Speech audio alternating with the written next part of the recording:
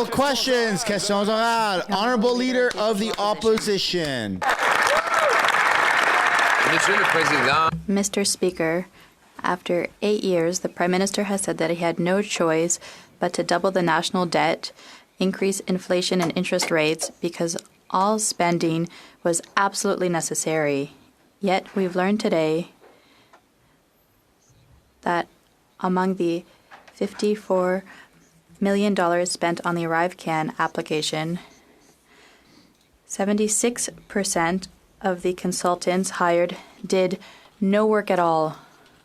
Will the Prime Minister get our money back and stop the waste? The Honourable Deputy Prime Minister and Minister of Finance.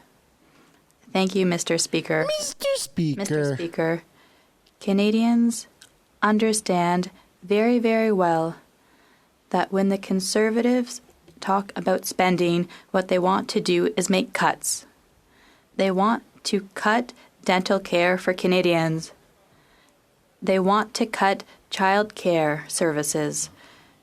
They want to cut investments in the green economy. That is the reality of Conservative politics, which is so dangerous for Canada. The Honourable Leader of the Opposition. We will cut the $54 million spent on the ArriveCan app, which is an example of corruption and scandal from the Liberals. In addition, there's the carbon tax on farmers. I said the other day that the Leader of the Bloc supports 100% of the economic policies of the Liberals.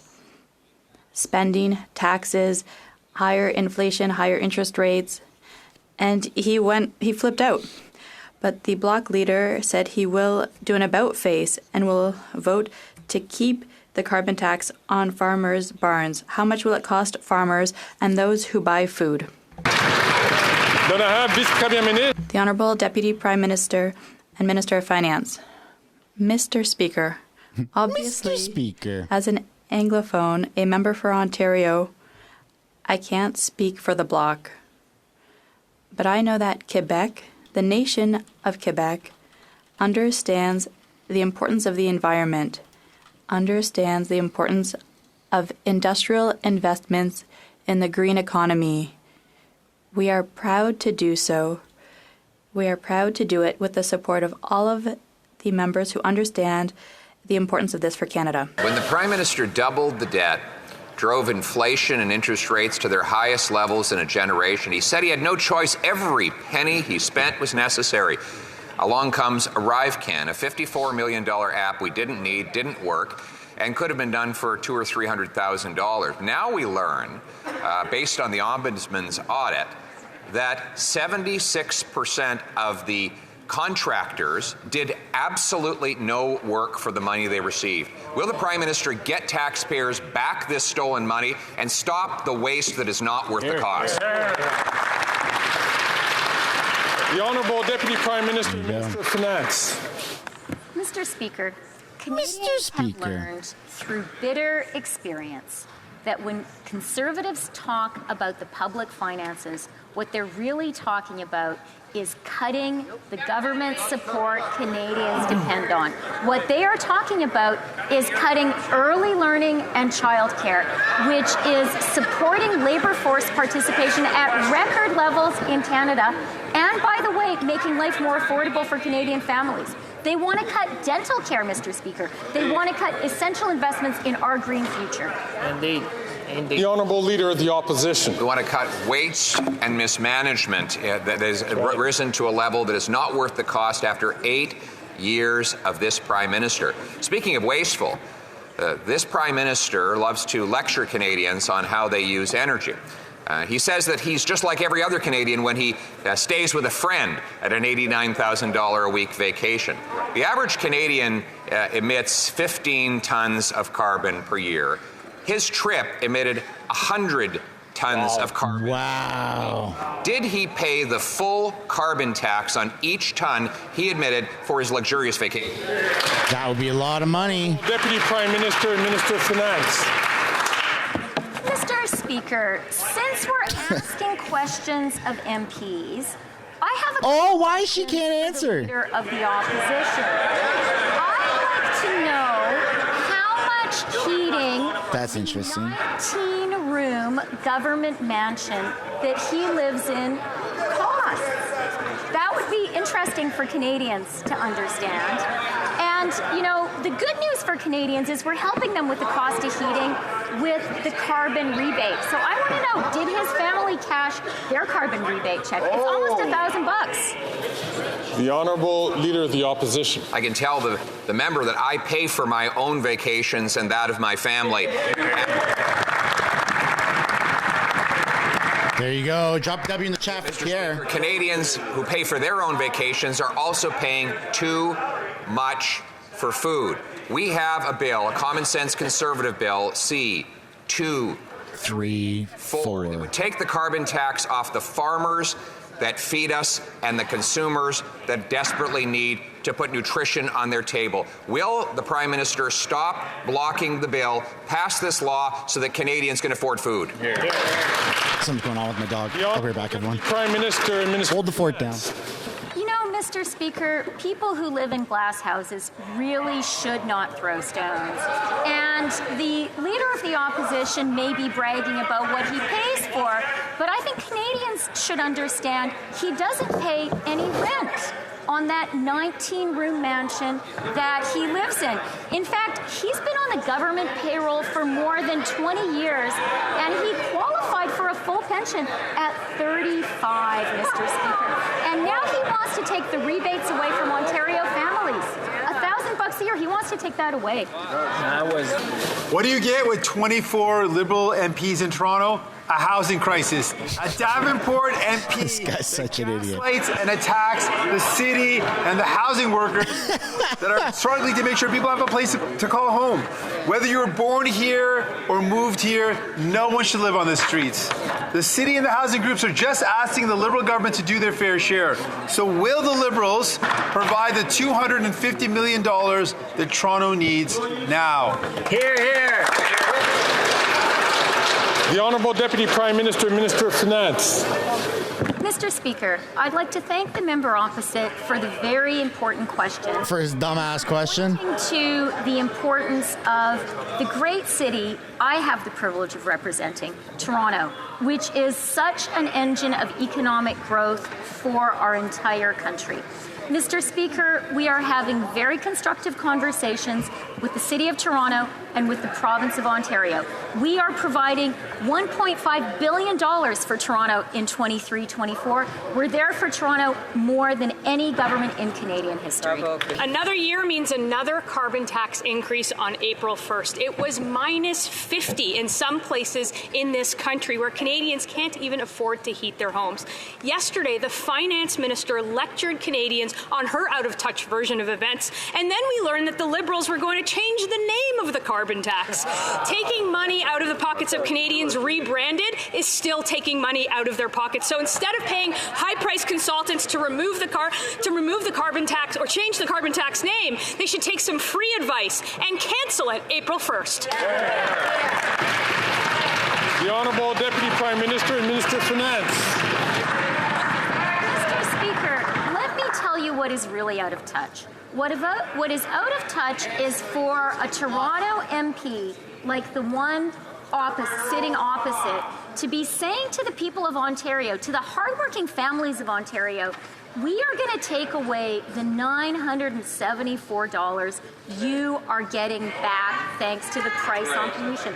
We're going to cut that money that goes directly to your family budget. Oh, and by the way, we're going to cut daycare and dental care along the way, too. That's not going to help anyone in Canada. The Honourable Member from Thornhill. Mr. Speaker, I don't remember a government so indifferent to the plight of Canadians. Her advice of cutting Disney Plus is cold comfort to the woman who's putting water in her children's milk.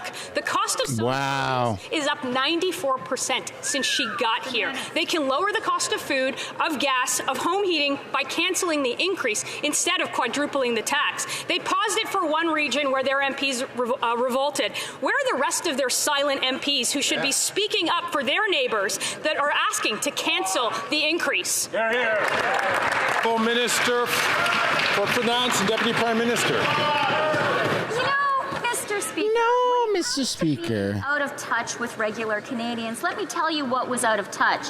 It was having a temporary leader who charged 20 grand to move into her temporary house and then charged Canadian taxpayers more than $5,000 for bed and bath linens. That's for towels and sheets. And Mr. Speaker, what Canadians need to know is these Conservatives would cut childcare, they would cut dental care, and they would cut the carbon rebate people are getting. The honourable member from Lakeland. That Deputy Prime Minister is so out of touch. This is the truth. After 8 years, Canadians can't afford to eat, heat, or house themselves. Last year, 2 million Canadians needed help from food banks every month. That's a shocking 78% increase from just 2 years before. Food banks say 2024 will be even worse. The Conservative Common Sense Bill C-234 would take the tax off farmers to lower food prices right now, but the Liberals force senators to gut it. So why won't the Liberals axe the tax from farmers to bring down food prices for Canadians? Well, Deputy Prime Minister and Minister of Finance. Mr. Speaker, we will She looks drained. lessons from these austerity Conservatives when it comes to supporting the most vulnerable Canadians. Since we formed government, 2.3 million Canadians have been lifted out of poverty, and the poverty rate has fallen from 14.5% when they were in government to 7.4%. They want to cut child care, they want to cut dental care, and that MP from Alberta wants to cut the $1,500 Alberta families are getting from the price on pollution. The honourable member from Lakeland.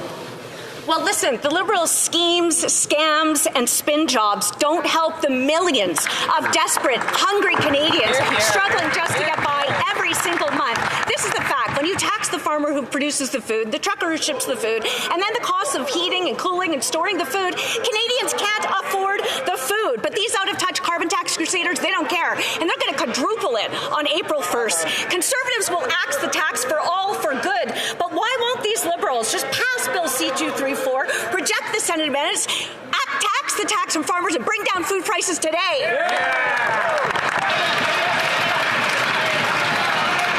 The honourable minister. Speaker, I'll tell you where Conservatives were focused just over a week ago. A who's who collection of Conservatives gathered for a pep talk from far-right U.S. commentator Tucker Carlson. Oh, come on, dude. Colleagues.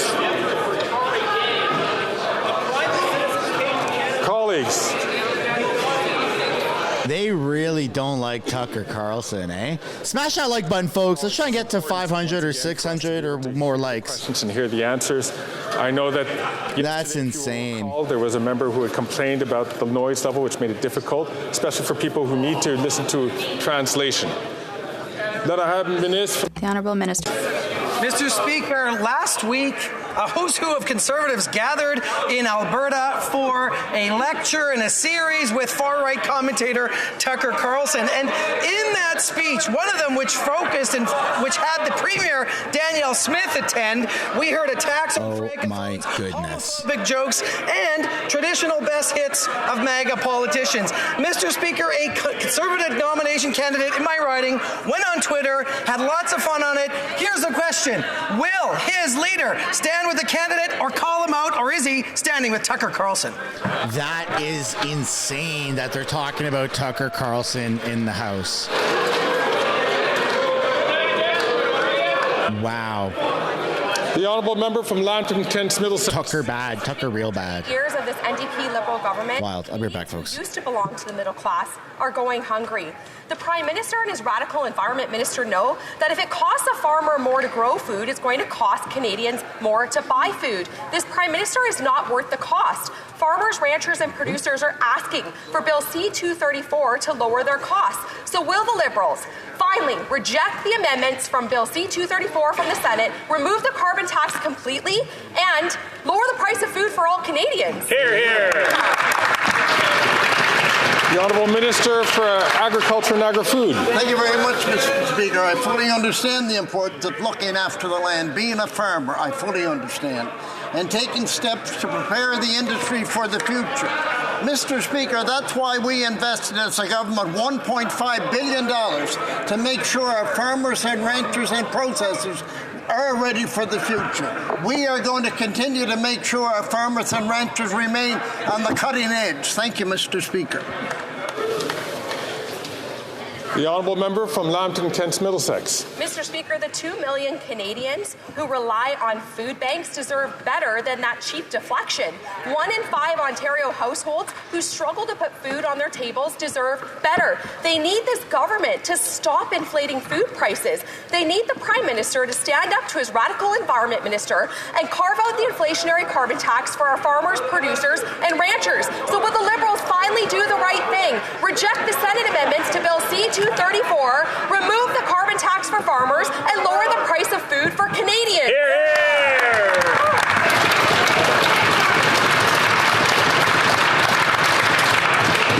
Again, if I could ask members, especially members whose voices do carry, the member from Calgary Signal Hill, please, to allow the question to be asked so that the Speaker can hear it clearly.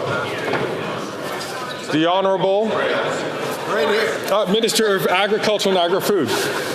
Thank you very much, Mr. Speaker, and I appreciate my honourable colleague's question, but being a farmer, she must fully understand it's so important that we invest in what farmers do. When you see what takes place across the country with the devastating fires, the devastating floods, it's so important that we take care of the environment. Farmers fully understand you have to take care of the land, you have to take care of the environment, and if not, your food price will increase dramatically. We are and will continue to make sure we support our farmers and ranchers right across this country. Well done. Addington. Mr. Speaker, more empty words while Canadians are spiraling out of control. It's not only home ownership that this Liberal NDP government has managed to turn from a dream into a nightmare, but it's rent as well. In the last 2 years alone, rent has increased by 22%. That's nearly $400 a month. After 8 years of their war on affordable housing and rent, this government is forcing Canadians out from the suburbs and into tent cities and parking lots. Mr. Speaker, when will this government stop the photo ops and actually fix the housing and affordability crisis hammering Canadians? Yeah! The Honourable Minister for Housing, Infrastructure and Communities. Mr. Speaker, for years, the Conservative approach to policies that will actually help people is to prey on their anxieties rather than advance ideas that will actually address them. The member is supporting her leader's plan, which is going to build fewer homes than we are already on track to build. We have removed the GST from apartments to help bring down rent. She's campaigning on a commitment to put that GST back on for a lot of middle-class apartments, which will increase the cost of living. When it comes to affordable housing, we have put programs in place to support their construction. They have promised to cut it. We are going to continue to put money on the table to build more homes. Their policies will drive up rent. Before I give the floor to the member for Louis Saint Laurent, I will invite members, out of respect for those who need to listen to the interpretation, to please stop commenting during questions and answers.